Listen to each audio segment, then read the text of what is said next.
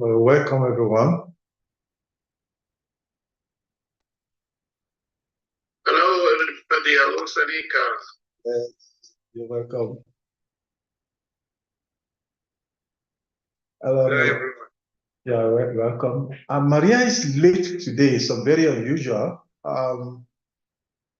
She's always here early. So we'll wait a little bit and see if she comes in. I don't know if we're going to be needing a translator for today. I didn't discuss that with Maria earlier. But let's see if she comes in. She must be having some issues for her not to be here now.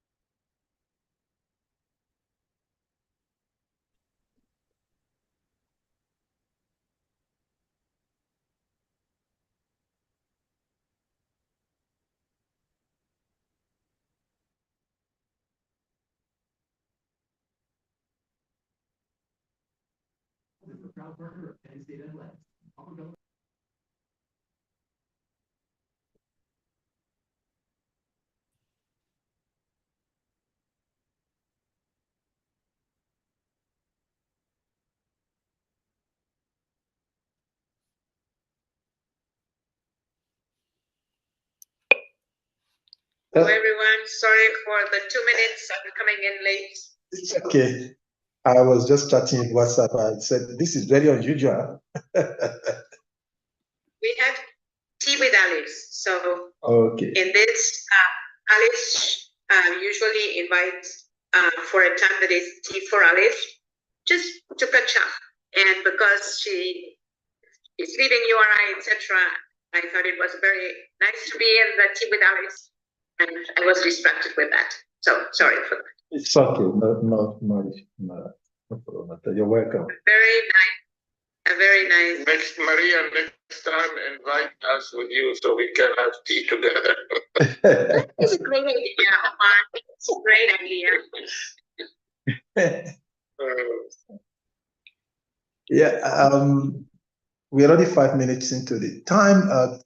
I'm expecting more persons to come here. I don't know if not form quorum. We're 6 trustees here. We need to have 7 at least, right? We need to have at least 7 to be able to go. This would be the first time. Yeah, that's why I'm waiting. Yes, I want as many persons to come in so that we can welcome everyone.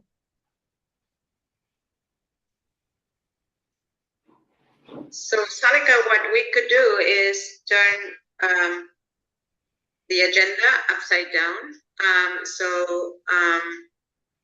We need quorum for approval of the minutes, and we need quorum for the approval of the applications. Mm-hmm. But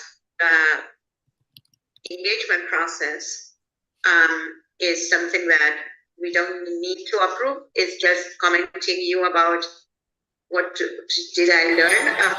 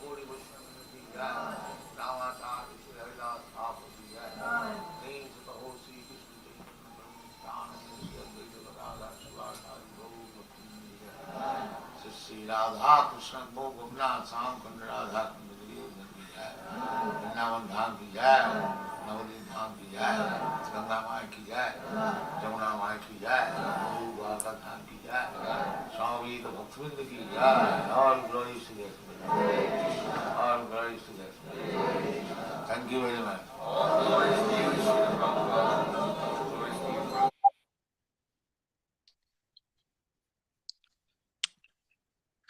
Hare Krishna Maharaj, please accept my humble obeisances. All glories to you. All glories to Jagat Krishna Prabhupada. Dear devotees, we thank you all for being here. And more especially Maharaj, we thank you so greatly for accepting our invitation to be with us and shower us with your blessings and your wisdom. Devotees, we are very much blessed. We have His Holiness with us today, His Holiness YADUNANDANA SWAMI Maharaj. Maharaj, I think you're speaking from Spain at the moment, right? Yes. Okay, Hare Krishna. I'm in New Mandala. Oh, okay. Farm near Madrid. Okay. Near Madrid. Okay, thank you so much, Maharaj. And Maharaj, and to the devotees and whoever may be watching this on YouTube, our humblest apologies for the disruption that came across early on in the when we were playing the tape. My other brother was online with somebody else in a different meeting, which was not supposed to enter into this meeting, but it did. But our humblest apologies. Well, Maharaj, today is a very special day, the disappearance day of Srila Bhaktisiddhanta. So after speaking the Bhagavatam Katha, if you may share something a little on His divine grace, we will really appreciate that also. Thank you so much, Maharaj. Hare Krishna. Thank you very much, Sahadev Prabhu, and thank you very much to all the assembled devotees through this YouTube channel and Zoom connection of Hare Krishna Africa, all over the world, Africa, all over the world. So, okay, we will start with the Srimad Bhagavatam verse with an invocation, and then we will speak about the Bhagavatam verse, connecting it to Srila Bhaktisiddhanta Saraswati Thakur, because actually the verse and purport can connect very quickly, very well with Srila Saraswati Thakur. Om Namo Bhagavate Vasudevaya Om Namo Bhagavate Vasudevaya. Om Namo Bhagavate Vasudevaya. Nigamakalpatarorgalitam palam Shukamukhatamritadrava samyutam Pivata Bhagavatam Rasamalayam Muhuraho Rasika Bhubi Bhavukaha Narayanam Namaskritya Naram Chaiva Narottamam Devim Saraswatim Vyasam Tato Chayam Mudirayet Swabhatreshu Nityam Bhagavata Sevaya Bhagavati Uttama Shloke Bhaktir Bhavati Naistiki Mukham Karoti Vachalam Pangum Langayate Girim Yatkripatamaham Vande Shri Gurum Dinataranam Paramananda Madhavam Shri Chaitanya Mishwaram Vanchakalpa Tarupyascha Kripa Sindupya Evacha Patitanam Pavanepyo Vaishnavepyo Namo Namaha. So we are reading from the third canto of Srimad Bhagavatam, chapter 5, text number 10. The chapter is narrating a conversation that starts to take place between Mahatma Vidura, who has approached the great sage Maitreya Rishi on the indication in previous chapter by Sri Uddhava, who recommended Vidura to approach the eminent Maitreya Rishi. And Vidura is asking questions to Maitreya. Paravaresham Bhagavan Vratani Shrutani me Vyasa Mukhata Bhikshnam Atripnumakshula Sukavakanam Teshamrite Krishna Katha Mritaughad. Srila Prabhupada's translation and purport. O my Lord, I have repeatedly heard about these higher and lower statuses of human society from the mouth of Vyasadeva, and I am quite satiated with all these lesser subject matters and their happiness. They have not satisfied me with the nectar of topics about Krishna. Purport.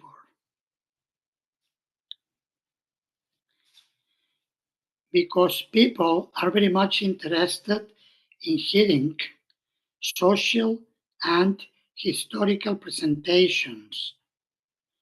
Srila Vyasadeva has compiled many books, such as the Puranas and Mahabharata.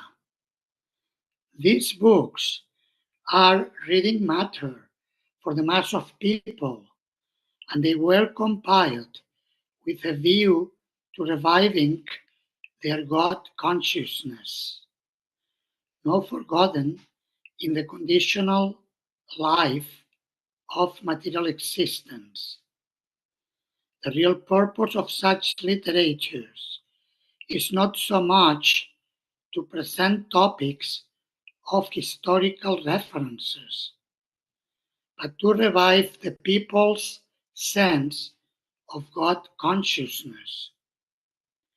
For example, Mahabharata is the history of the Battle of Kurukshetra, and common people read it because it is full of topics regarding the social, political, and economic problems of human society.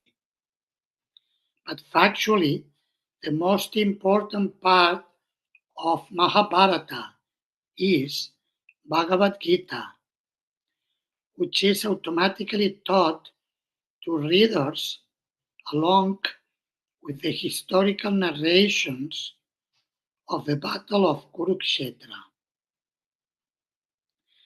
Vidura explained to Maitreya his position of being fully satiated with the knowledge of mundane, social, and political topics, and having no more interest in them. He was anxious to hear transcendental topics regarding Lord Sri Krishna. You may remember that Mahatma Vidura had left the palace, so he had renounced completely the political matters to go on pilgrimage and to connect with sadhus and holy places. So for him, he was fully satiated from all these political activities. He had enough. Srila Prabhupada continues, because there were insufficient topics directly concerning Krishna in the Puranas, Mahabharata, etc., he was not satisfied and wanted to know more about Krishna. Krishna Katha, or topics regarding Krishna, are transcendental, and there is no satiation in hearing such topics. Bhagavad Gita is important on account of its being Krishna Katha, or speeches delivered by Lord Krishna. The story of the Battle of Kurukshetra may be interesting for the mass of people, but to a person like Vidura, who is highly advanced in devotional service, only Krishna Katha and that which is dovetailed with Krishna Katha is interesting. Vidura wanted to hear of everything from Maitreya, and so he inquired from him. But he desired that all the topics be in relationship with Krishna. As fire is never satisfied in its consumption of firewood, so pure devotee of the Lord never hears enough about Krishna. Historical events and other narrations concerning social and political incidents all become transcendental as soon as they are in relationship with Krishna. That is the way to transform mundane things into spiritual identity. The whole world can be transformed into Vaikuntha if all worldly activities are dovetailed with Krishna Katha. There are two important Krishna Kathas current in the world, Bhagavad Gita and Srimad Bhagavatam. Bhagavad Gita is Krishna Katha because it is spoken by Krishna, whereas Srimad Bhagavatam is Krishna Katha because it narrates about Krishna. Lord Chaitanya advised all his disciples to preach Krishna Katha all over the world without discrimination, because the transcendental value of Krishna Katha can purify one and all from material contamination.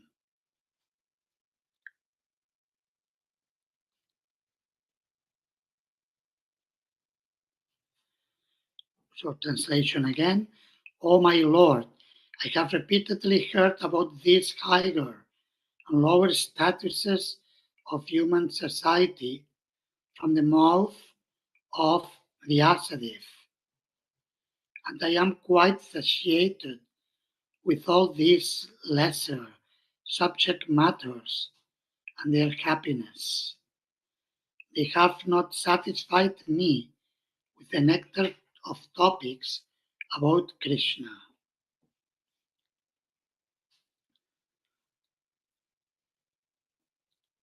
Om Ajnanatimirandasya Gyananjana Shalakaya Chakshurum Militam Yena Tasmai Shri Gurave Namaha. Nama Om Vishnu Padaya Krishna Prestaya Bhutale Srimate Bhakti Vedanta Swami Niti Namine Namaste Sarasvati Deve Gauravani Pracharine Nirvishesha Shunyavadi Paschatyadesh Tarine. Nama Om Vishnu Padaya Krishna Prestaya Bhutale Srimate Bhaktisiddhanta Sarasvati Iti Namine.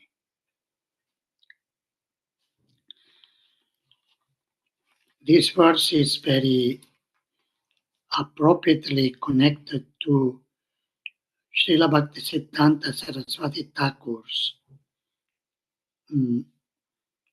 work, transcendental work of spreading Krishna consciousness all over the world. Frequently, our founder Acharya, His Divine Grace, Srila Prabhupada, Srila A.C. Bhaktivedanta Swami Prabhupada, referred to what he was doing as the mission of His Divine Grace, Srila Bhaktisiddhanta Saraswati Thakur Prabhupada. And this is the law of Guru Parampara. And we have just read in Srila Prabhupada's purport of today's verse how the disciples of Sri Chaitanya Mahaprabhu received the instruction of spreading the Krishna consciousness movement all over the world. And we can see like the whole disciplic succession, in that sense, can be considered disciples of Sri Chaitanya Mahaprabhu in terms of being connected in the Guru Parampara line. Like Sri Chaitanya Mahaprabhu stated, that I am not a Brahmana, Kshatriya, Vaishya, nor Shudra, Naham Vipro, na Chanarapatir, Napi Vaishyo, na Shudro. I'm not a Brahmachari, nor a Grihasta, Vanaprastha, nor a Sannyasi, Naham Varni, na Chagrihapatir, no Vanasto Yatirva. Who am I? I am the servant of the servant of the servant of Sri Krishna, the Lord of the Gopis, who is full of transcendental bliss. Kintu prodyan nikila paramananda purnamrit tapte. He's an ocean of transcendental bliss. Gopi Bhartur Pada Kamalayor Dasa Dasa Nudasa. So like that, the disciplic succession in the line of Sri Chaitanya Mahaprabhu is serving the mission of bringing Sri Chaitanya Mahaprabhu's holy names to every town and village of the world. Apritivite Achayata Nagaradigram Sarvatra Prachara Hoive Moranam. Sri Chaitanya Mahaprabhu stated this as recorded in Sri Chaitanya Bhagavat by Srila Vrindavan Das Thakur, that in every town and village of the world, the holy names will be sung. So this is the spirit of all the Vaishnavacharyas, and particularly the Charyas in our Chaitanya Sampradaya. And for the Krishna consciousness movement, Srila Bhaktisiddhanta Saraswati Thakur is undescribably important for his contribution, which is very difficult to do justice to it by speaking. There is so much to be said about his contribution that practically speaking, and there is no limit. We cannot end of remembering and speaking about it. So I was thinking today we can be reminded of some of the contributions of Srila Bhaktisiddhanta Saraswati Thakur, which are directly connected to this verse. Srila Prabhupada is explaining about the importance of Krishna Katha. He explains that there are two types of Krishna Katha. One is the Krishna Katha spoken by Krishna himself, and this is Bhagavad Gita. And the other type of Krishna Katha is what the Mahabharagatas, the pure devotees, most advanced devotees, speak about Krishna. And this we find in Srimad Bhagavatam. Of course, we also find the Lord speaking in Srimad Bhagavatam, like in the 11th canto, we have the Uddhava Gita. But in the Bhagavatam, mainly, devotees glorify Krishna and the process of pure devotional service to approach him and to conquer him. The unconquerable Lord becomes conquered by those persons who, without necessarily changing their external position, stanestita shutigatam tanuvam manobir. So without changing their position, they engage themselves in hearing about the glories of the Lord. Jivanti sammukaritam bhavadiya varta stanestita shutigatam tanuvam manobir. Ye prayasho chitajito apithaistrilokia. The unconquerable Lord becomes conquered by such pure devotees who enjoy listening about the glories of the Lord. And Srila Bhaktisiddhanta Saraswati Thakur exemplified this in many ways. And he was publishing I think was it called Nadiya Patrika?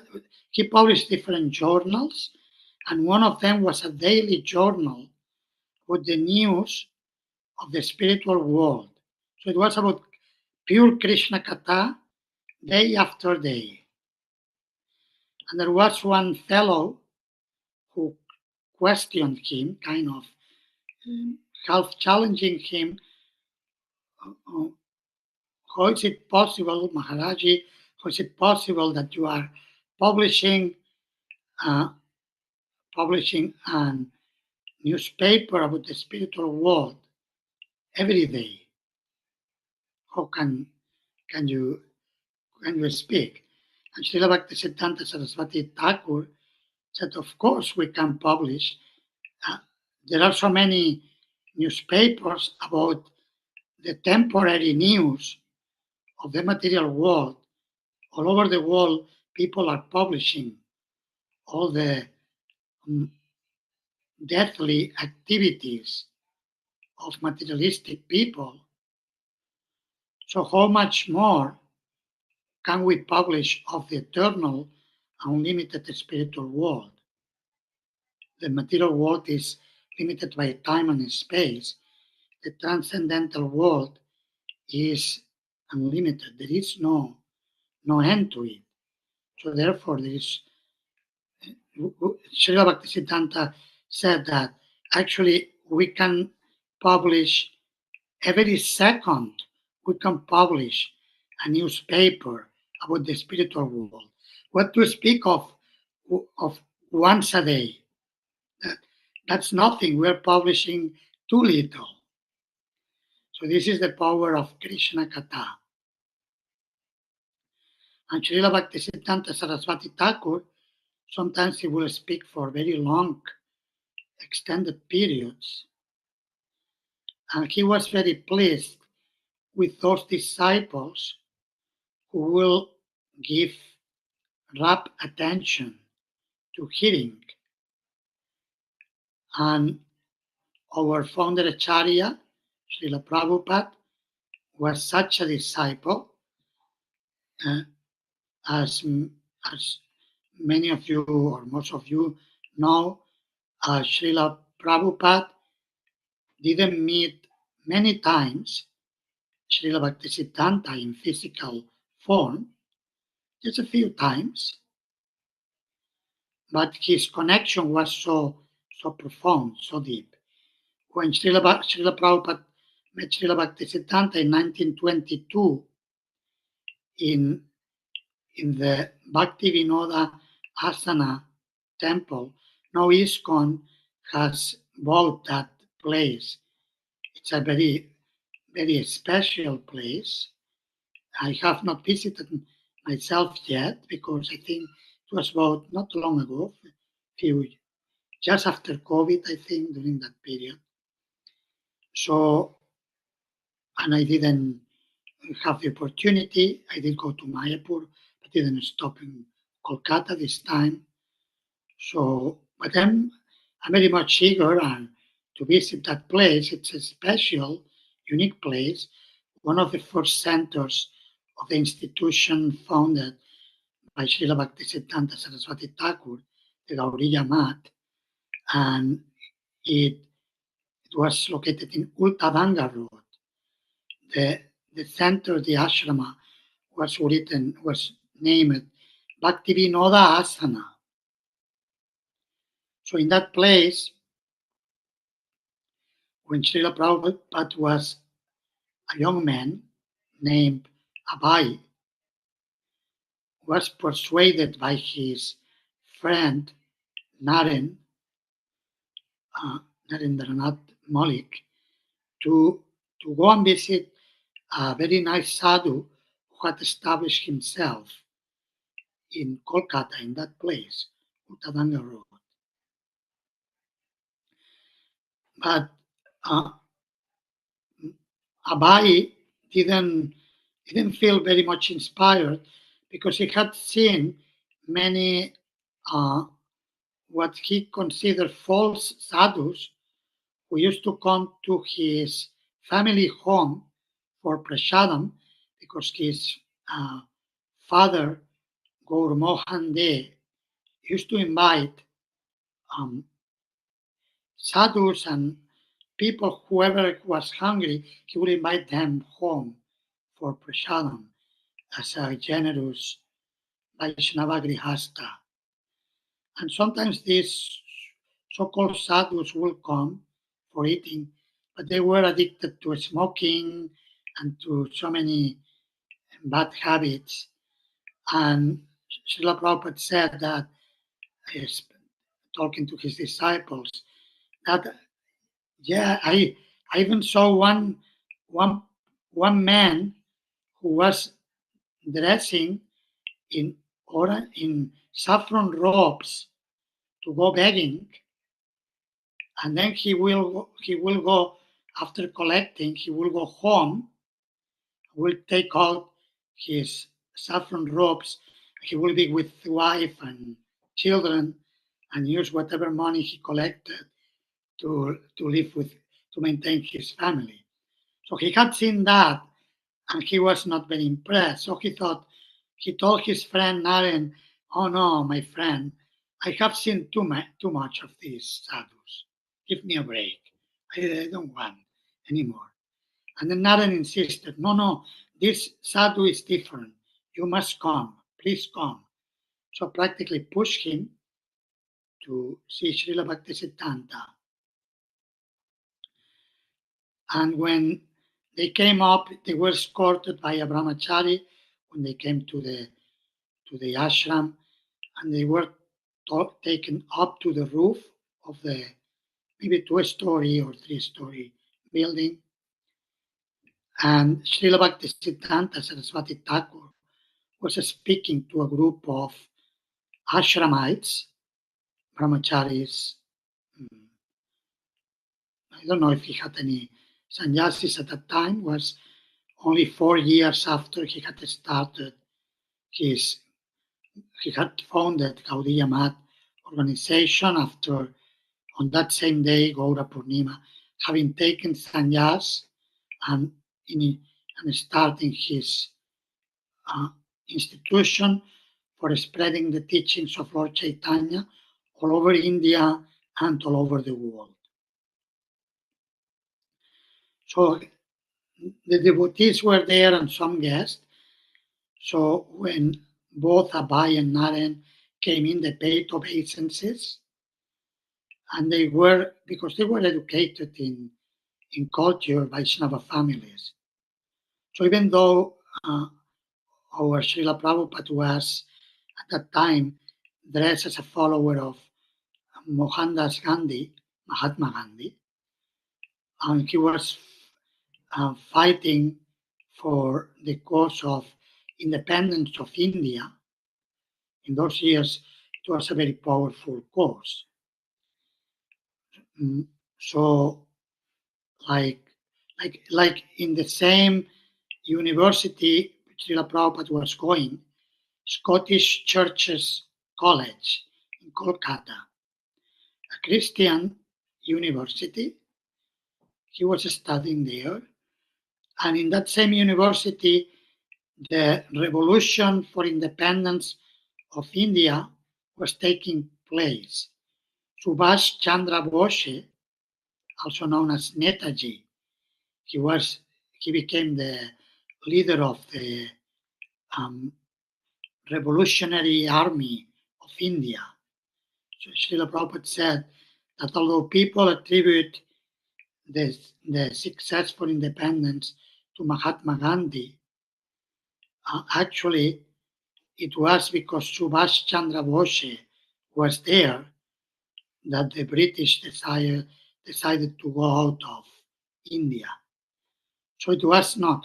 Of course, Gandhi did also his share, but it was the strong fight of Chandra Bose that took place.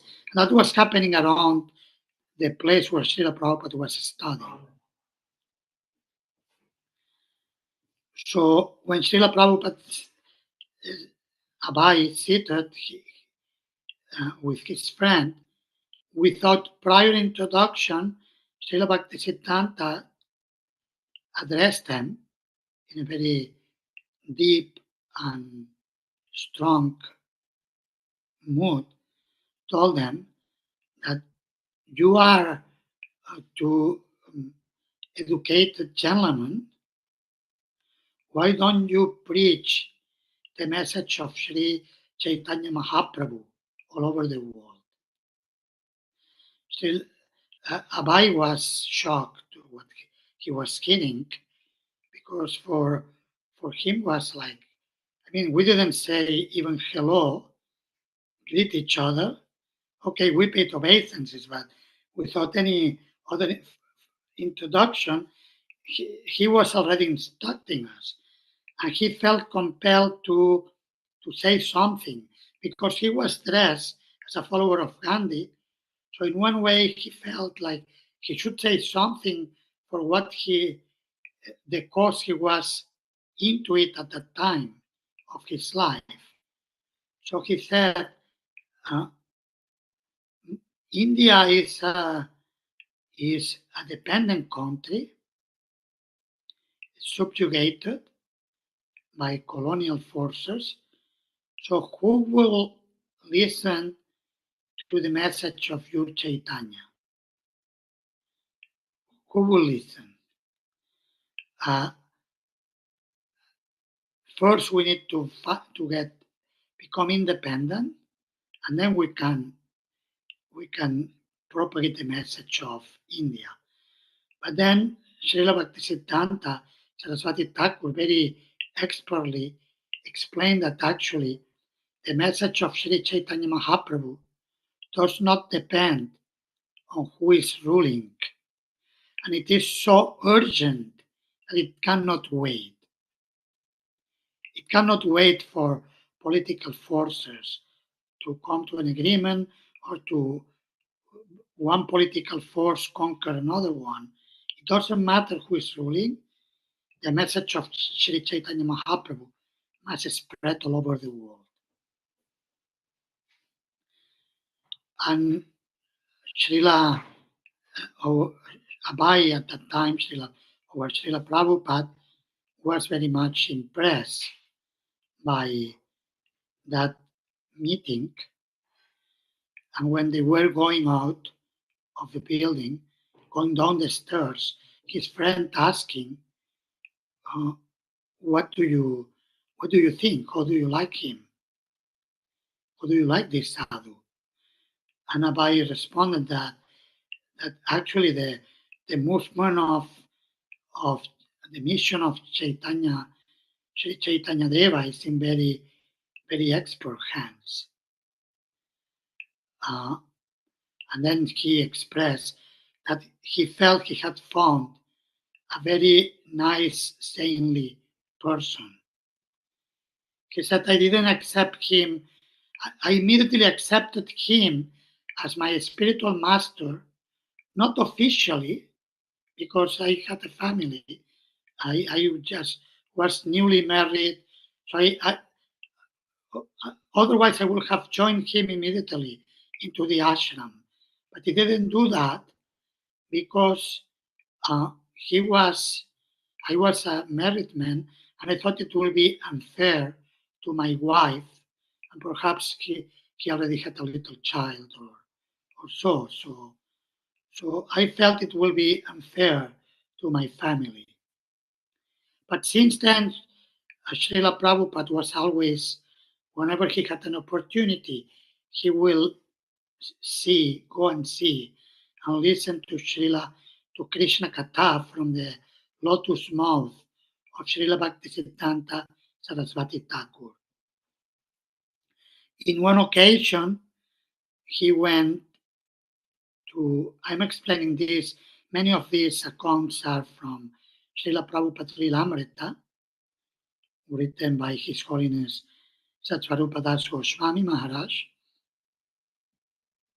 Of course, I may refer also, there are very wonderful biographies of Srila Bhaktisiddhanta, like one of the first that we received in ISKCON, maybe the first, was written by Srila Prabhupada's initiated disciple, His Grace Rupa Vilas Prabhu, A Ray of Vishnu is the title.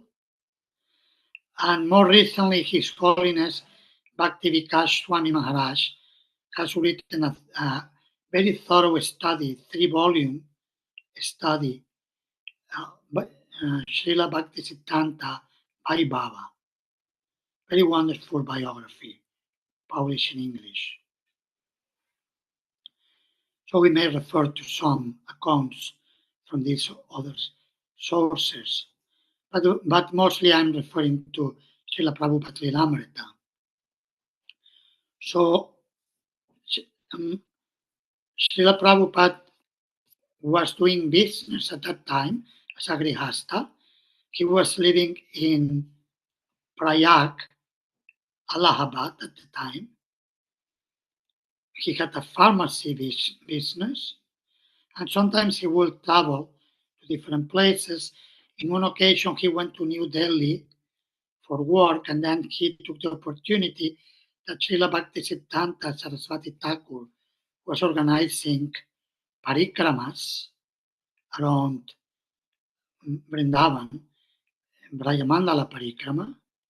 He also organized Navadvip Mandal Parikrama in Navadvip Dham, where he established his headquarters. So at that time, the parikrama was stopping in a place named Koshi, where there is a murti of Sheshashayi Vishnu. And Srila Bhaktisiddhanta was speaking for a considerable amount of time. So he spoke Krishna Katha very expertly. He is, as many of you know, his way of lecturing was very learned. Srila Prabhupada referred to him as the living encyclopedia. Some say that he learned English by reading an encyclopedia. And his English was very sophisticated, very academic, and some disciples had difficulty to follow him, what he was saying. Very profound, very learned, both spiritually and also academically.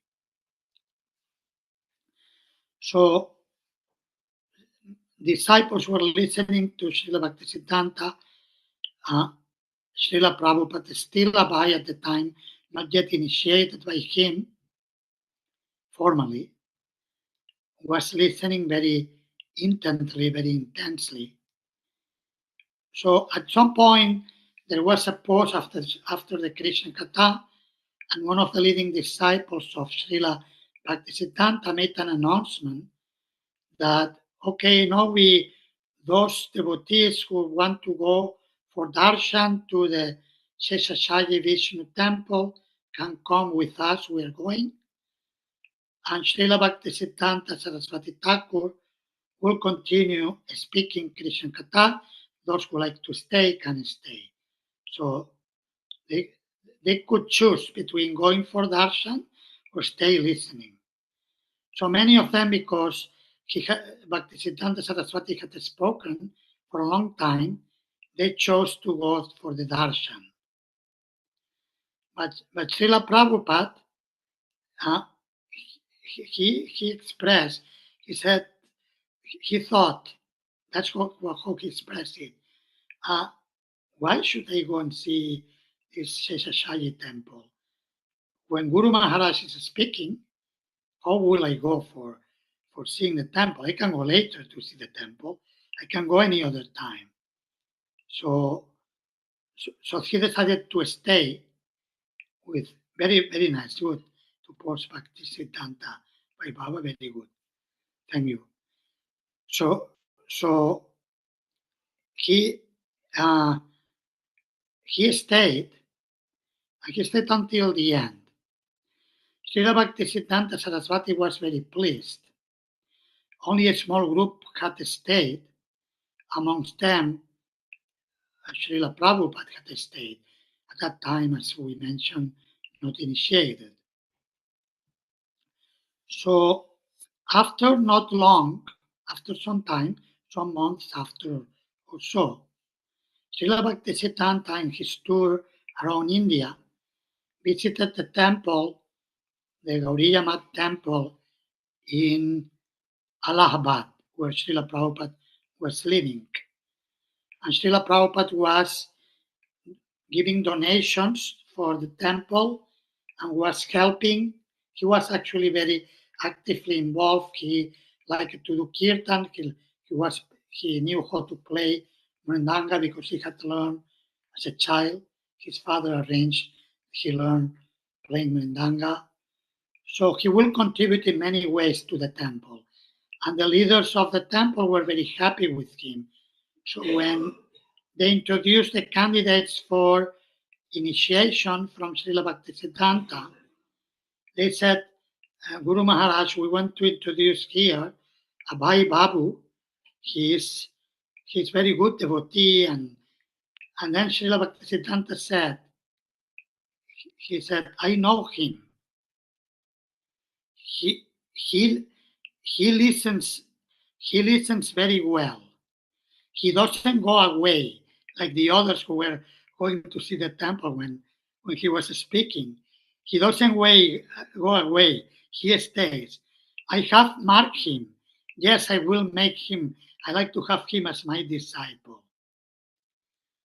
So in this way, they were synchronized, both acharyas, both Prabhupads. They are both Prabhupads. Sometimes the members of branches of the Gaudiya Math, they complain, but the title of Srila Prabhupada belongs to Srila Bhaktisiddhanta.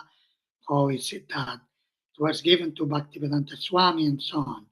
But both are Prabhupada. This is a discipline line of Prabhupads. Srila Rupa Goswami Prabhupada, Srila Jiva Goswami Prabhupada, like that. Srila Bhaktisiddhanta Saraswati Prabhupada. Of course, these are, Prabhupada means speak acharya. So we have, by the mercy of Sri Chaitanya Mahaprabhu, many powerful acharyas. So both Prabhupads were synchronized in this exchange of Krishna Katha. And Srila Bhaktisiddhanta gave the instructions of publishing these books of Krishna Katha, Bhagavad Gita, Srimad Bhagavatam, and told one of the last instructions to Srila Prabhupada, when he was already very much involved in the mission.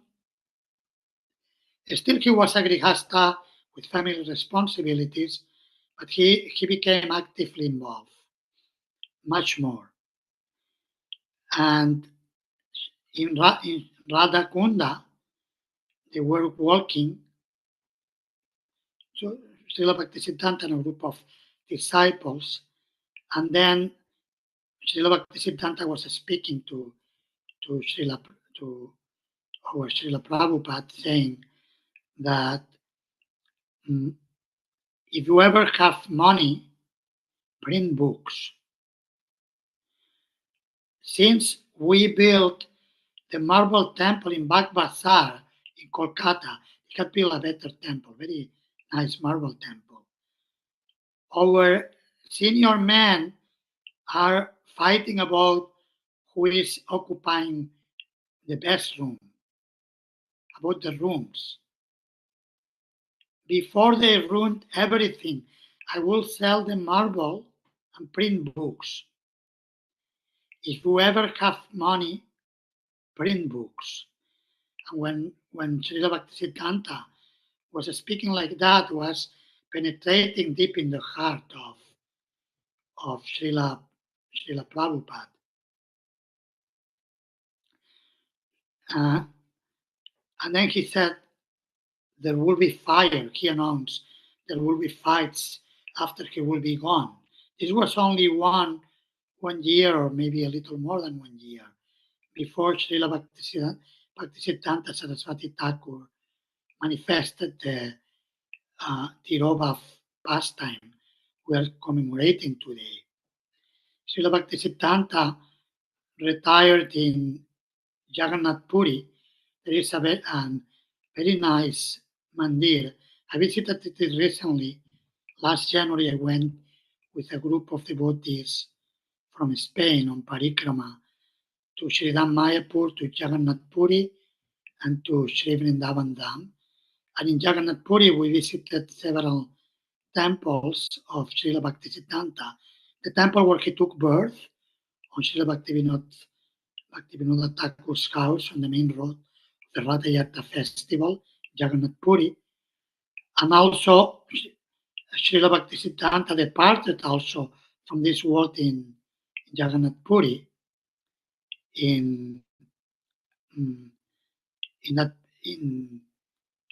It's a place dedicated to Sri Gadadhar Pandit.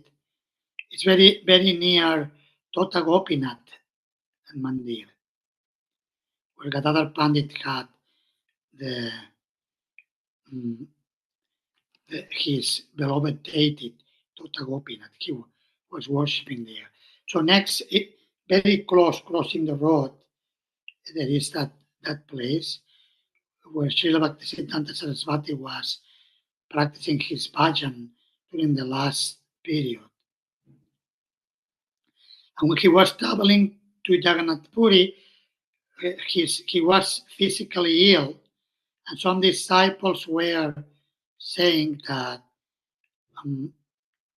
that Guru Maharaj, do not travel, you are ill. And Srila Bhaktisiddhanta said, it is better to have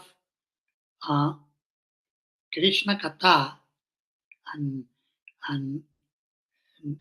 Nama Prachar, the preaching of the holy name, with physical illness than to have physical health without preaching the holy names.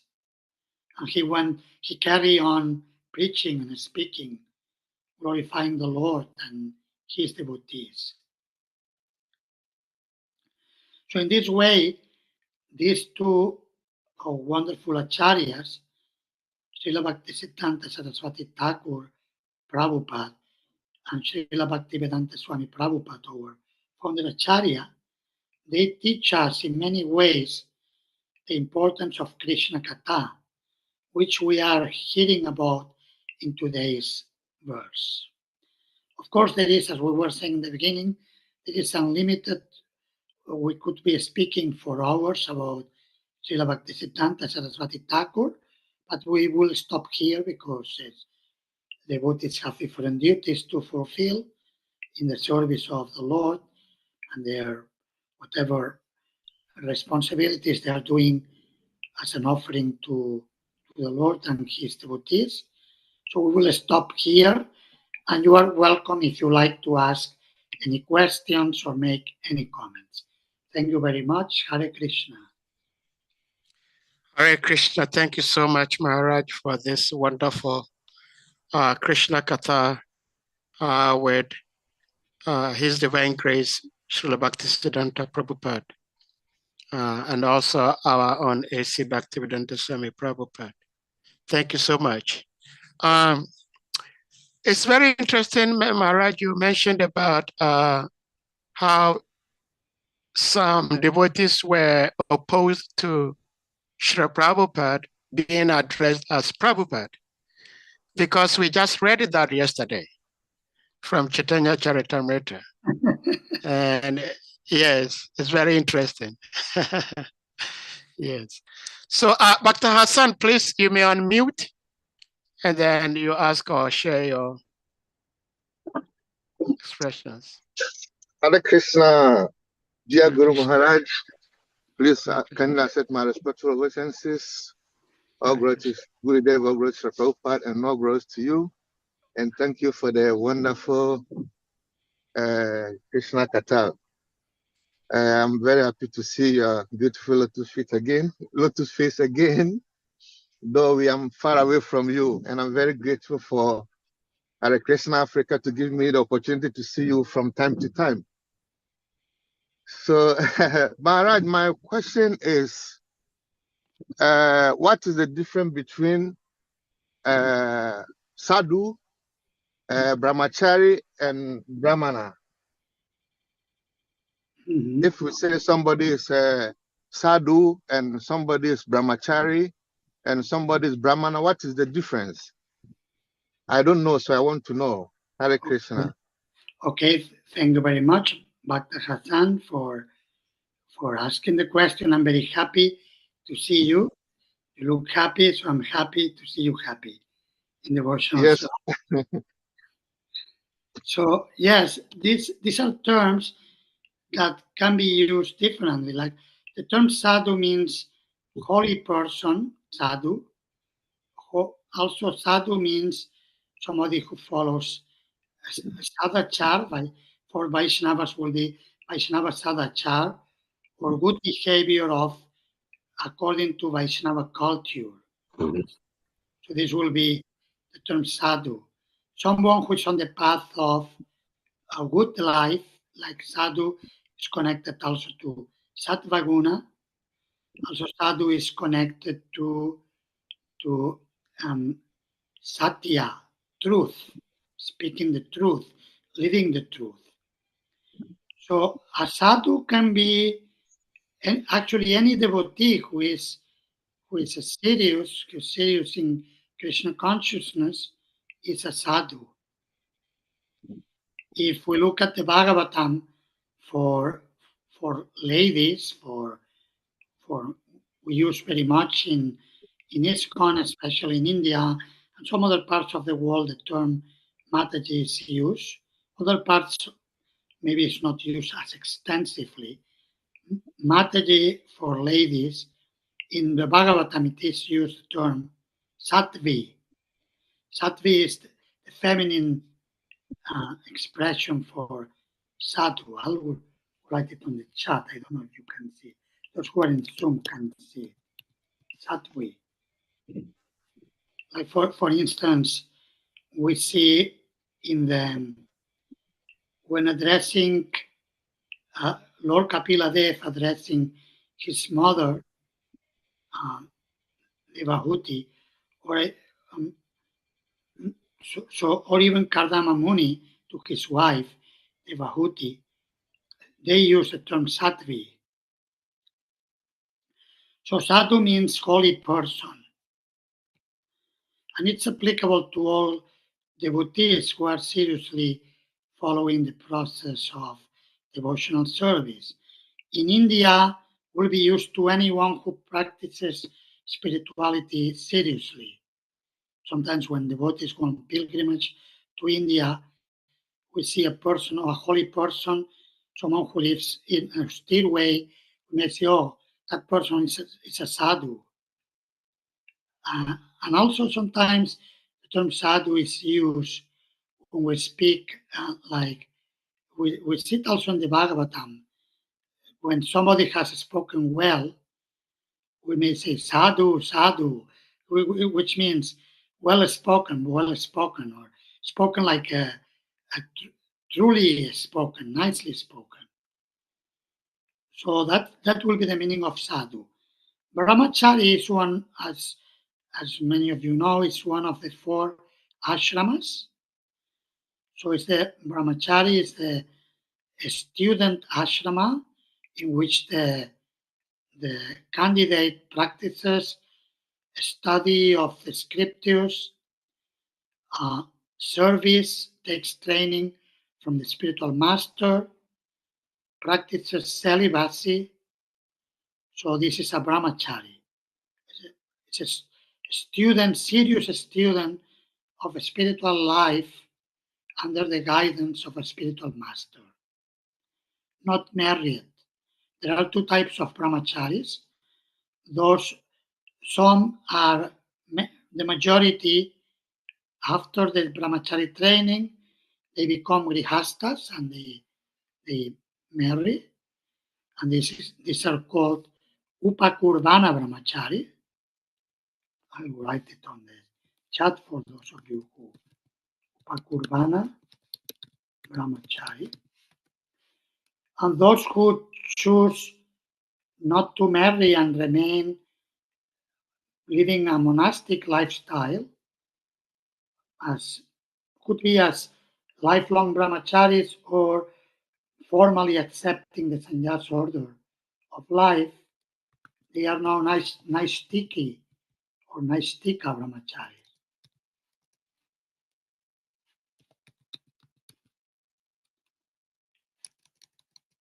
Naistika.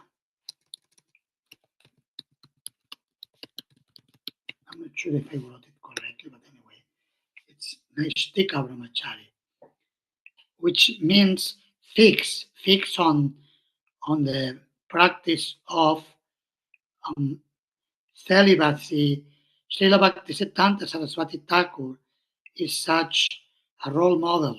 For Naistika brahmachari, he accepted the sannyas order, but he was from birth, he was dedicated to serving the Lord and the devotees. As early when he was a child, he was helping his father to publish different articles and books. So that will be brahmachari. And brahmana refers to a person who knows the Brahman. Brahman means God, means the truth, means the spiritual life, spiritual truth. The Atma Tattva, the truth of the soul. And Brahmana refers to someone who knows the truth. And generally speaking, the term Brahmana is used for those who are in society. They offer the service as priest, as Vedic Vaishnava priest. They are called Brahmanas. And usually we use this term for those who receive second initiation. So there may be similarities, like you can say a Brahmana is also a sadhu, a brahmachari is a sadhu as well. So like that, you could say a Brahmana may be a brahmachari, maybe a grihasta, but also sometimes the term grihasta brahmachari is used for those grihastas who are strict in the way of how they engage their sexual energy only for procreation, then they are called grihasta brahmacharis. Sometimes that term is used by Srila Prabhupada. I hope that has given some light on the meaning of these three terms and how they may be related.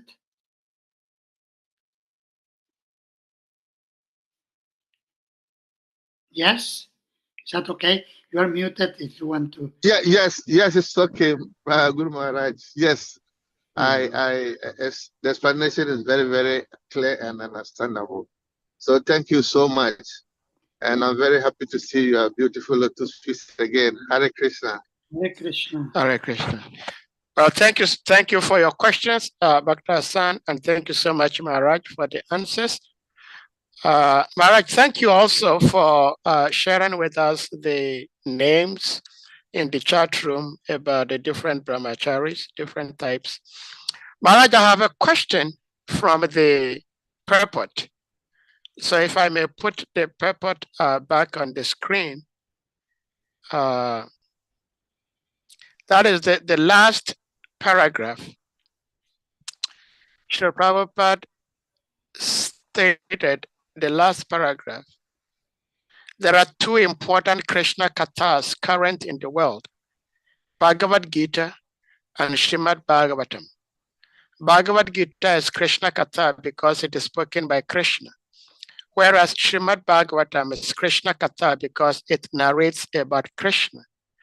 My question is, where is Chaitanya Charitamrita?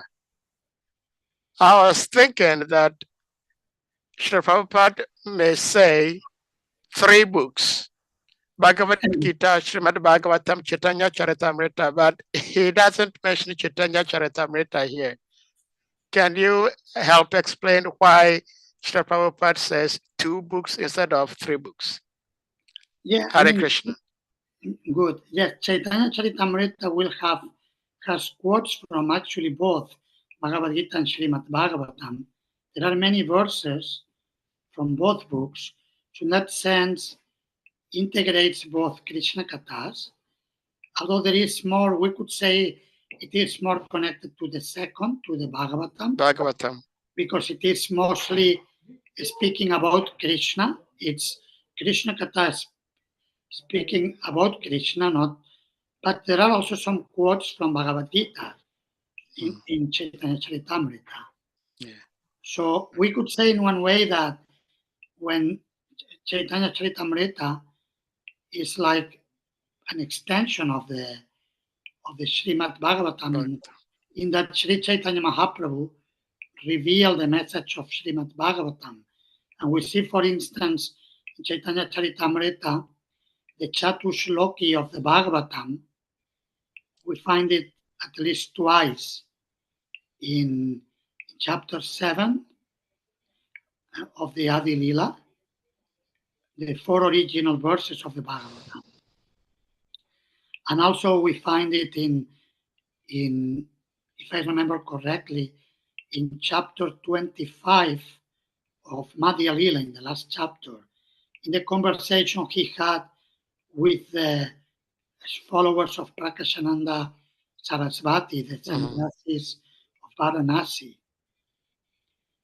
So in that sense, the Chaitanya Charitamrita is very much connected to Srimad Bhagavatam, because like Srila Prabhupada refers to Sri Chaitanya Mahaprabhu as the preacher of the Srimad Bhagavatam. In the introduction of the Srimad Bhagavatam, he writes a summary of Chaitanya Mahaprabhu's life, and he's mentioning, referring to him as the apostle of love of God. He is a father of the congregational chanting of the holy names of Krishna, and he is the preacher of the Srimad Bhagavatam. And as we written in the last section of the paragraph, Srila Prabhupada is quoting Sri Chaitanya Mahaprabhu. So in that sense, he is referring to Chaitanya Charitamrita, which is one of the most important sacred biographies of Sri Chaitanya Mahaprabhu. Very, very, very rich in the theology, the philosophy of Sri Chaitanya Mahaprabhu. And that's why Srila Prabhupada chose to translate Chaitanya Charitamrita, because it's a thick, sweet theological content. Chaitanya Bhagavati is also, of course, very sweet, and theologically there is substance, but there is more lila. And in Chaitanya Charitamrita we find both lila and the teachings of Sri Chaitanya Mahaprabhu. And it is, as mentioned in the last paragraph of the purport, Sri Chaitanya Mahaprabhu wanted his disciples to preach these two Krishna Kathas, Bhagavad Gita and Srimad Bhagavatam, all over the world. So that in that sense, it becomes integrated in this way, that we find in Chaitanya Charitamrita both Krishna Kathas. Like, for instance, the one most important verse Srila Prabhupada will quote when he will encourage devotees to preach. And this will be not just for sannyasis or devotees living in the ashrama, brahmacharis, but for grihastas. Chaitanya Mahaprabhu spoke to the Brahmana Kurma the verse, Yare de katare kaha Krishna upadesh, Amara Griyaya Guru Anyatara Eidesh. When the Brahmana Kurma wanted to take sannyas and travel with Chaitanya Mahaprabhu said, no, you don't need to take sannyas, you stay with your family. And then he spoke this verse, to whomever you meet, you speak Krishna Upadesh. Again, this will be synonymous to Krishna Katha. And Srila Prabhupada translates that verse saying, Bhagavad Gita and Srimad Bhagavatam, Krishna Upadesh. And in this way, you become Guru and liberate everyone in your land. Wherever you are, you preach and make others into devotees. And in this way, you are serving us as a spiritual master in the line of Sri Chaitanya Mahaprabhu. And that's for all devotees. Okay, maybe not everybody is giving Diksha, only there are more strict systems for authorizing devotees to give formal Diksha, but everybody is empowered, as long as it speaks in Guru Parampara, to speak Krishna Shiksha. In this way can become Guru in this way and spread the message of the Lord in every town and village. Well, thank you so much, Maharaj. Thank you so much, Maharaj. I think this is the second time I'm hearing this, because one devotee also said that Chaitanya Charitamrita is actually an extension of Srimad Bhagavatam. And Bhagavad Gita is also from Mahabharata, but it's more glorious even than the Mahabharata itself. So this devotee was saying that Chaitanya Charitamrita, even though it's coming from Bhagavatam, but it's like postgraduate study of the Bhagavatam. Now, my question on Srila Bhaktisiddhanta Prabhupada is that you shared with us beautifully about who Srila Bhaktisiddhanta is. He was very, very highly educated individual. Putting the spiritual aspect aside, materially speaking, he was very, very highly educated. Now, my question is actually two questions in one. How was it then that such a very highly educated individual was prepared to commit suicide if he did not take initiation from Gaur Kishore Das Babaji, who was illiterate? He was not educated. And comparing that to what we see in ISKCON today, mostly in ISKCON today, if one is not educated, I don't know, I may be wrong, but I think that for someone to become a sannyasi, for someone to become a guru, there are certain tests that the individual takes, and sometimes it all depends on how one is very much adept in the scriptures, how he can quote, how he can write, or how he can speak. But we see Gaur Kishore Das Babaji was not materially educated, but he was the manifestation or the embodiment of the scriptures. So two questions. One is, since Bhaktisiddhanta was doing anything, everything to take initiation from Gaur Kishore Das Babaji, what does that tell us about whether someone is educated or not educated? And then two, why do we put so much emphasis on book education in ISKCON, not so much about character? This is my assumption. I am not saying that is what ISKCON standard is, but from my assumption, from what I see, it seems to me that we look more into book knowledge rather than character and behavior. If you may help. Hare Krishna Maharaj. Okay, thank you. Yes, very good questions, two in one.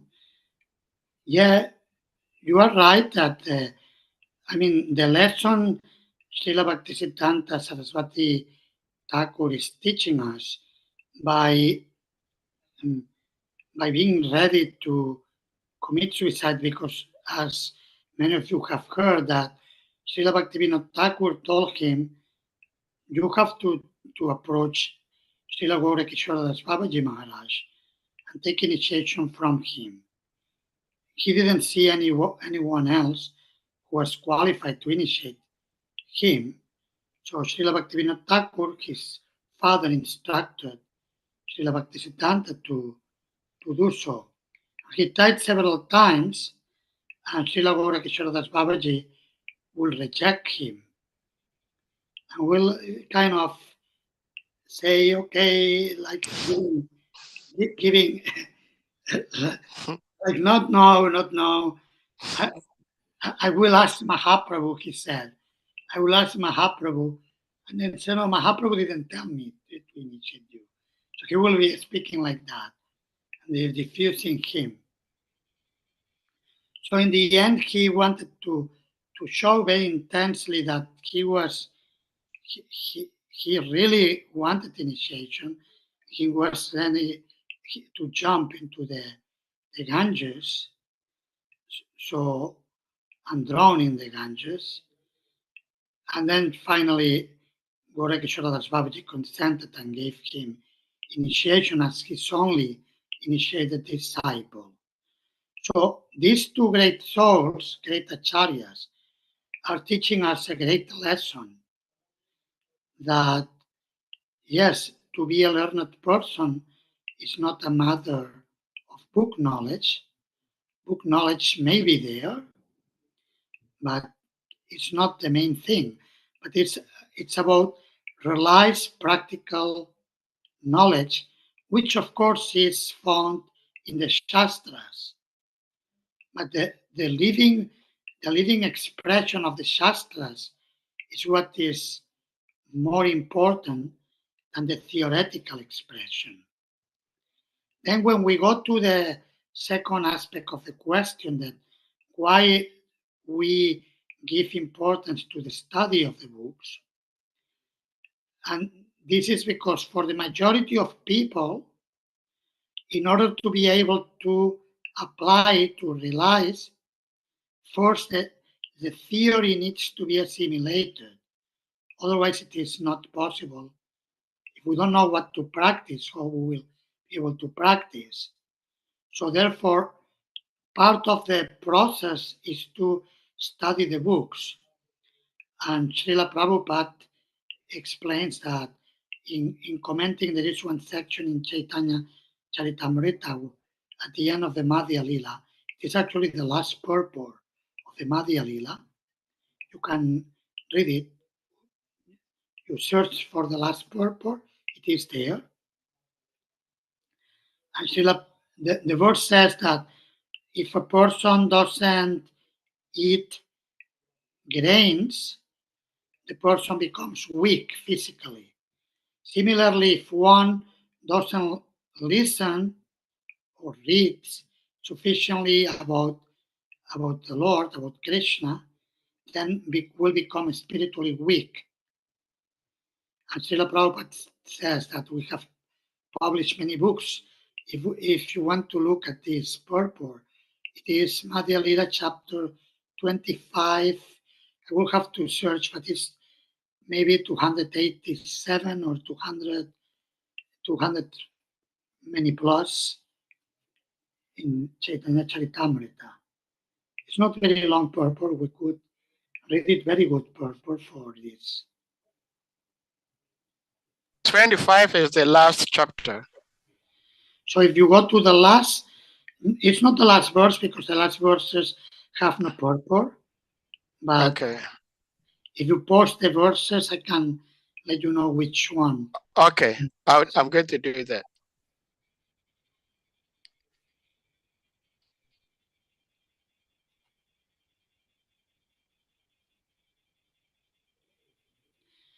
We have to go down until almost the end of the chapter.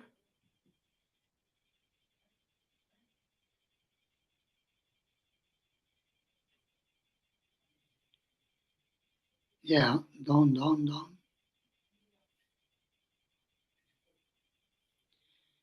287 maybe. I don't remember the number, but could be.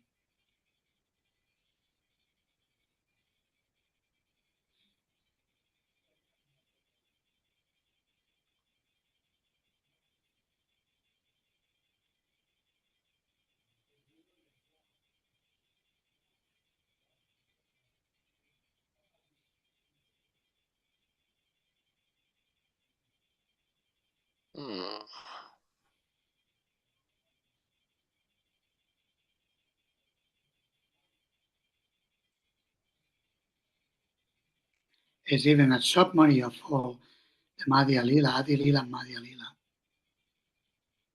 Okay, this is the Madhya Lila. Yeah, 25, right? Yes. Yes.